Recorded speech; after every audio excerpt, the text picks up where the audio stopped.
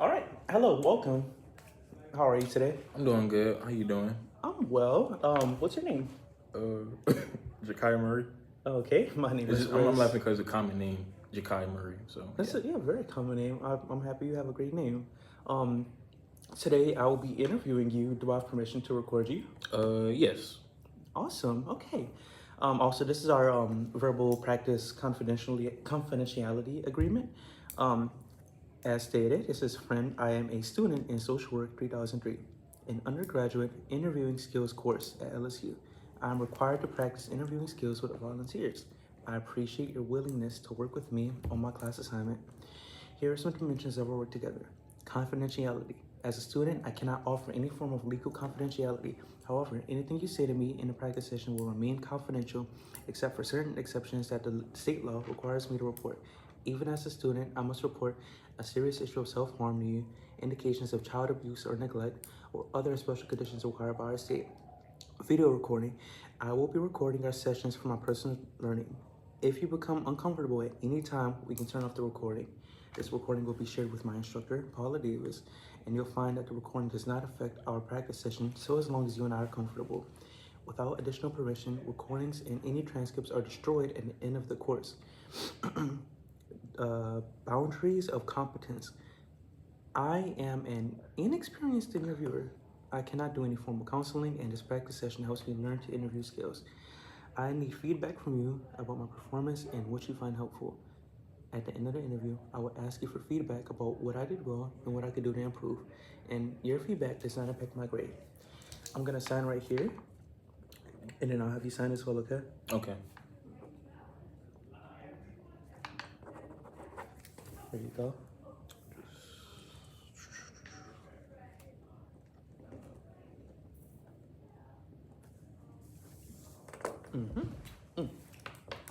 My signature right here. Oh, sorry. No, you're okay.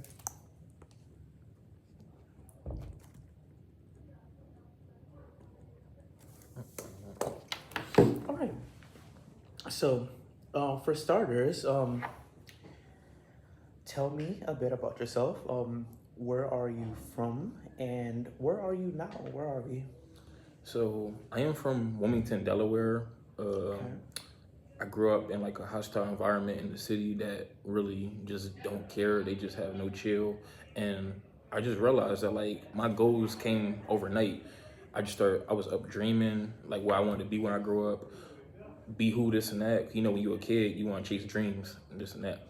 Okay. So just throughout my whole K through 12 years, I just started dreaming and like I got introduced to like Louisiana, like the not just the state, but like the culture itself and the environments, the hospitality, the events, Mardi Gras. And I'm a big Saints and LSU fan. So Louisiana kind of fell into my life like a fat person loving cake.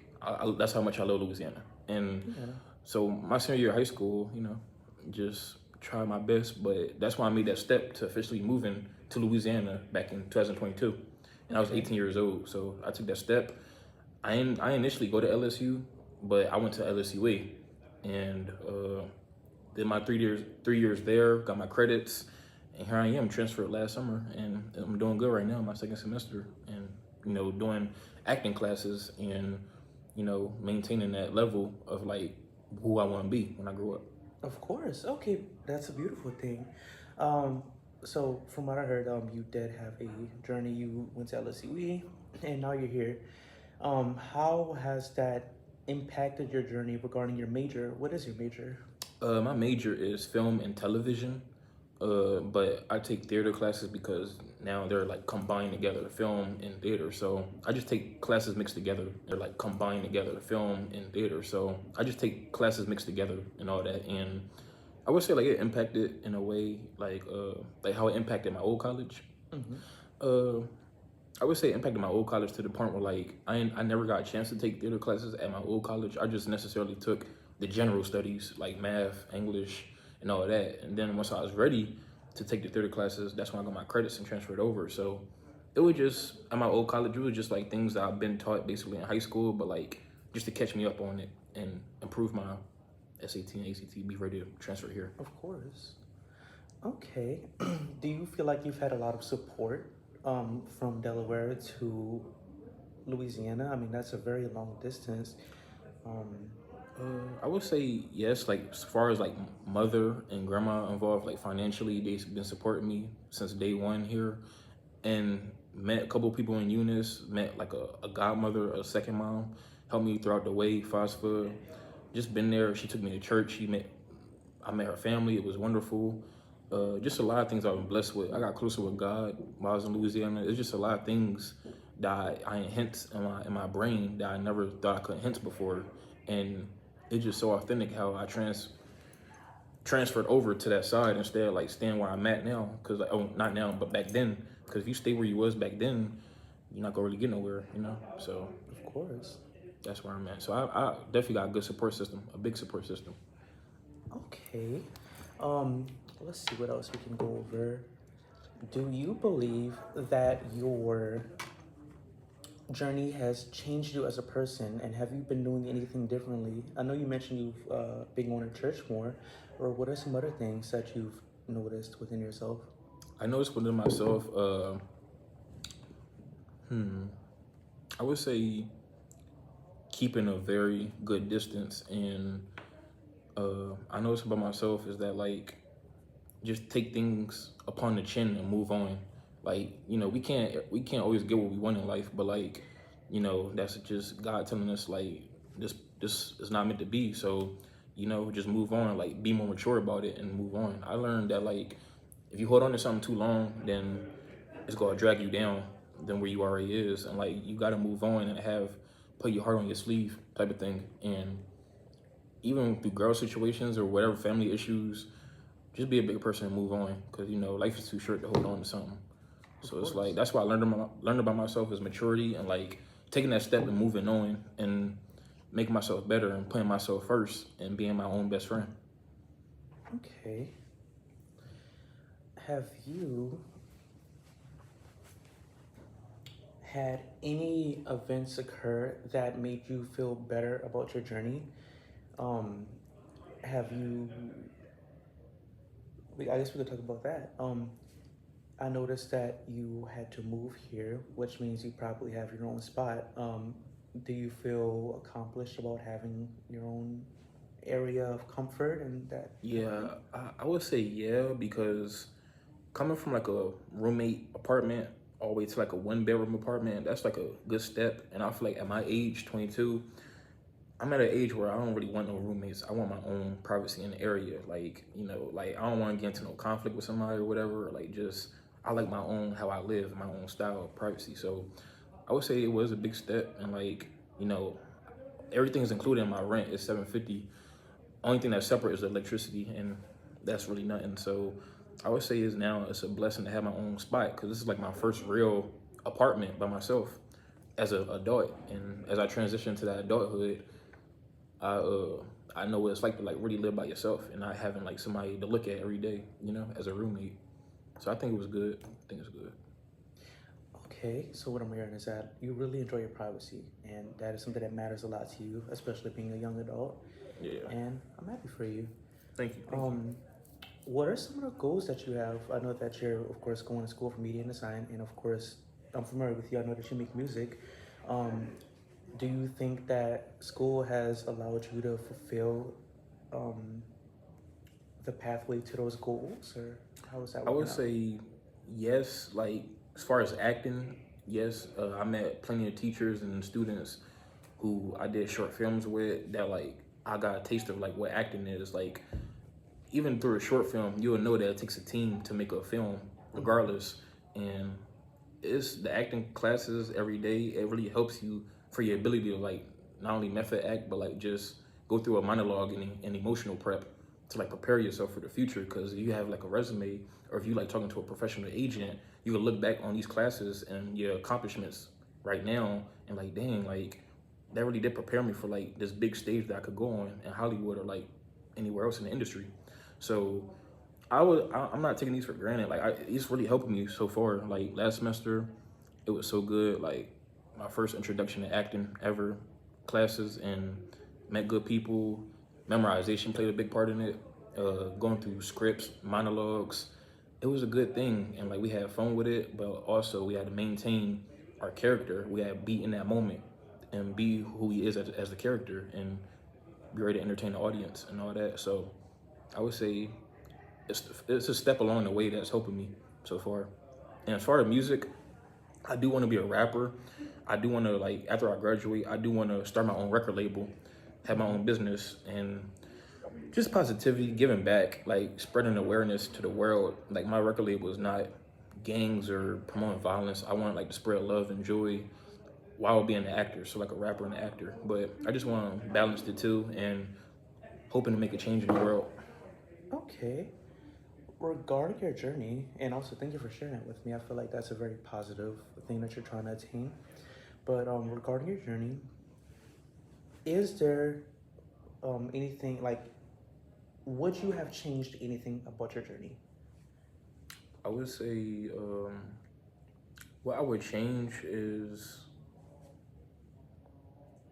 I would say people that I encountered that kind of like distracted me. I would say I would change that because it kind of wasted my time to an extent where I could be missing out on something big and like I didn't really need them people in my life because they're just a distraction. They're not. They're stepping in your way towards your goal. So it's like you really need God first and like believe anything He says and lead you in the right direction, not people that's like steering you in the wrong direction. You know. So I would say like some people I met that I cut off, and being more close with the inner circle that treats me right, that I give out the same respect like just be close with them too, because they good people and a good crowd to be in, and just keeping my trust with them because I know they'll do the same in return, and yeah, just expressing like sharing love to one another basically. So yeah, and with family too. Okay. Um, do you think that the thing, I guess I don't read this. Do you think that life has treated you the way that it has due to who you are, like being a young African American male from Delaware? I'm not sure of the financial status of Delaware, but there may have been some tribulations that you had to overcome fiscally. What else? You're very young, which means you may not have as much insight onto like the grand scheme or like maybe how other people deal with the world. But that's what I like to say. Yeah. Has Do you think life has been the way that it has been for you because of those things or because of your individual decisions? I feel like my leaning more to my individual decisions because we all adults and we pick and choose what to do. It's just some adults they don't care. They'd rather do stupid stuff and get thrown in jail or. But I chose my path and I chose who I want to be when I wanted to get older and like set that goal for me and that standard for me and life and what I got like for a reward, like life treated me, with a reward because I picked the good choices and I got like granted a good ability to like reach my goals and but life treated me like good though because not even just getting closer with God, but like just being who I am and never changing up, never switching up, and don't fall into the fake audience and like if you see something on the internet or whatever, don't feed much into it because it's always two sides to a story or like we always know it's something behind it. So don't feed into what you see. Don't be a follower. I learned that about my time in here in Louisiana and just learn more about life because tomorrow's never promised. You could be walking down the street, those could be your last steps. You could get on the bus, those could be your last moments of riding or whatever, or like a bus or anything. Like just never take it for granted, never take life for granted, and life will treat you the best. So that's why I got in that. I feel like I got rewarded with good life by my decisions. Yeah, that's what I'm at. Okay, so just to summarize our great interview today, I noticed that you have had a lot of events occur in your life. You came from Delaware to go to school. You went to LSU Eunice, and you were there for a couple years just learning and becoming a better version of yourself. And then you, of course, transferred over here to LSU, and ever since then, you've been learning way more things. You have been going to church more. You've learned more like financial decisions, and you actually have a bit of privacy now that you have your own space. You, of course, do make music on the side, but your primary goal in um, emotional path right now lies in film development and creativity. And also, you have learned a lot of things in your life, just overall, from all the decisions you've made. And you realize that it's better to trust yourself and your intuition than to put faith in others and allow them to make those decisions for you. Is that correct? Yes, it's correct. Okay, I appreciate you for the interview today. Anytime. Now, I did want Thank to ask you. you one thing. Do you have any feedback for me? Anything that I would is from say this thing? thank you for the questions and thank you for interviewing me.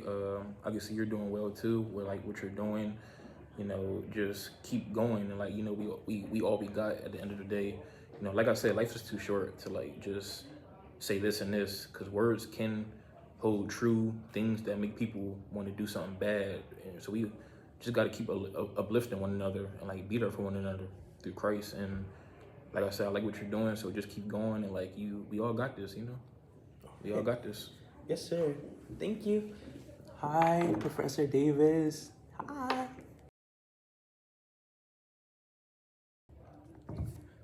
Hey. Hi. How are you today?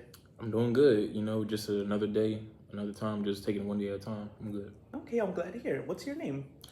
My name is Jakai Murray. Jacob Murray. Okay, I'm Perez's cousin, and today I will be interviewing you. Just to begin this, do I have permission to use this recording and record you? Yes, you good, you good. I appreciate you. Okay, friend, I'm a student in social work 3003, an undergraduate interviewing skills inter oh my god, course at